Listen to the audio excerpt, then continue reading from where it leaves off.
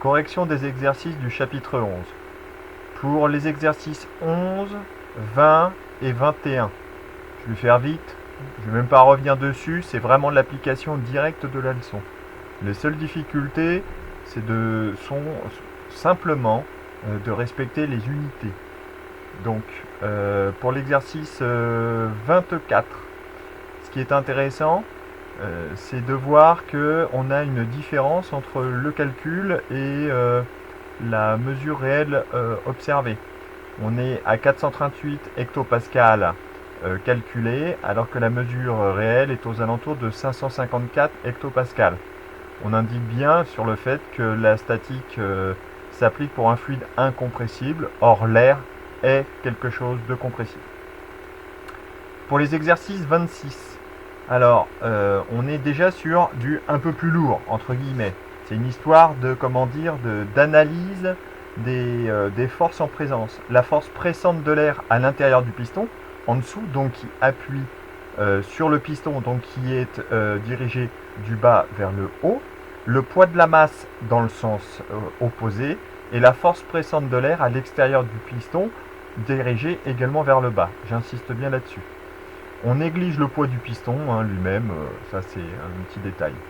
Au point d'équilibre, c'est-à-dire quand le piston ne bouge plus, on a la somme de ces forces qui est nulle, c'est-à-dire qu'en vecteur, et oui je sais il faut parler de vecteur, la somme vectorielle des forces est nulle, c'est-à-dire que si on regarde l'ordre, on a force pressante de l'air dirigée vers le haut, plus qui est égale au poids de la masse et à la force pressante de l'air à l'extérieur du piston.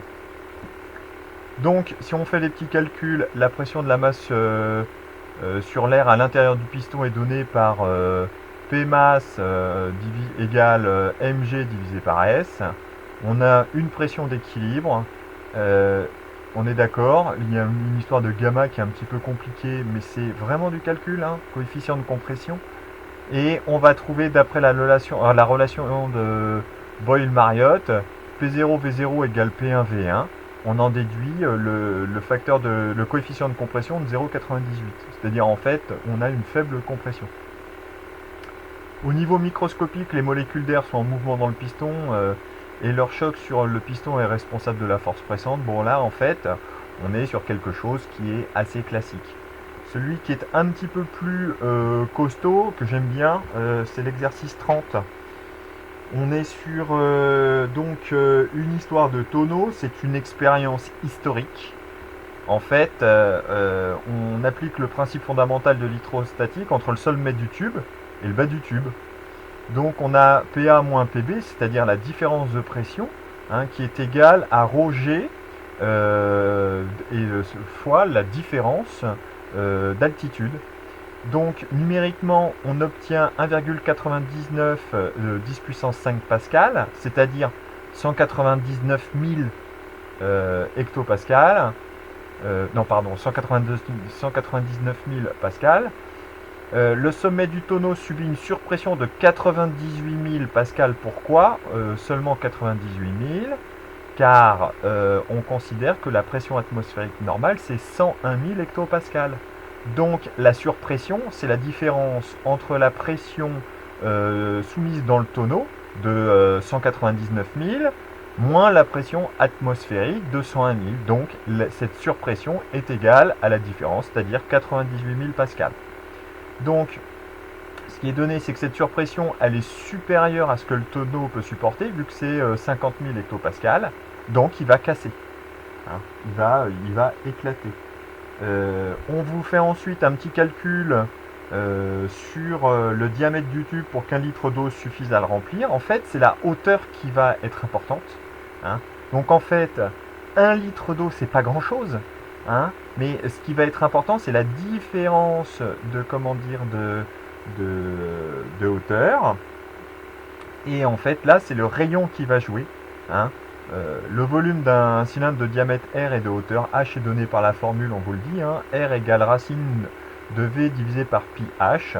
On trouve 5,6 10-3 mètres pour le rayon, donc le tube a un diamètre de 1,1 cm. On peut faire céder en fait un tonneau avec 1 litre, mais il faut que le tube, il est un diamètre de 1,1 cm, ce qui commence à faire une belle hauteur, hein, si on voit l'illustration de l'exercice, page 250.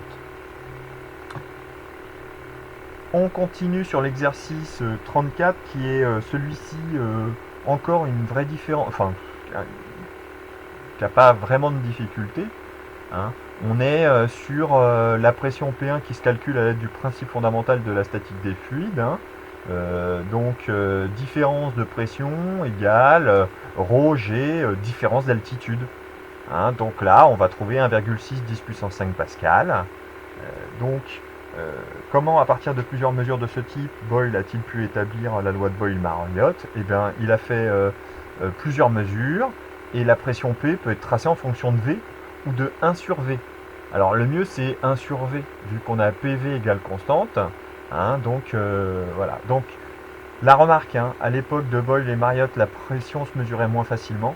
Boyle savait que 76 cm de mercure correspondait à une pression atmosphérique et comptait ainsi la pression en fonction de la pression atmosphérique.